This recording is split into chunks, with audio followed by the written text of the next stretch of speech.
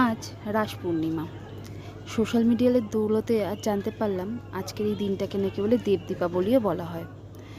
কিছু রেমিডিও আজ শিখলাম, যেমন চৌকাটে এই হলুদের লেপনটা, এইটা নাকি বলে রোজই করতে পারলে খুব ভালো হয়, এতে মা লক্ষ্মী মানে শুভ প্রভাব ঘরে পড়ে। আর আজকে যেহেতু দেব দীপাবলি বলে থাকে, তাই চৌকাটে প্রদীপ জ্বালানোও ভালো, সেটা আগেই দেখলে জ্বালিয়েছি। আর ইচ্ছে তো ছিল অনেক কিছু করার, যেমন একটুখানি ঠাকুরকে পায়েস করে দেওয়ারও ইচ্ছে ছিল, কিন্তু তা সম্ভব হয়নি। আমি আজই দিদির বাড়ি থেকে ফিরেছি, যেটুকু সম্ভব হয়েছে সেটুখানেই করা। গাছে কটা ফুল ছিল, আর বাড়িতে যা ছিল একটু মিষ্টান্ন দিয়েই আজকের পুজোটা আমি সুসম্পন্ন করেছি। আমার কাছে পুজো মানে খুব আড়ম্বর করে পুজো দেওয়া তা কিন্তু নয়। আর দিই না বলাটাও ভুল, দিই, কিন্তু সবসময় পুজোর সময়টা না ক্যামেরা করতে খুব একটা মন চায় না, এই যা কারণ।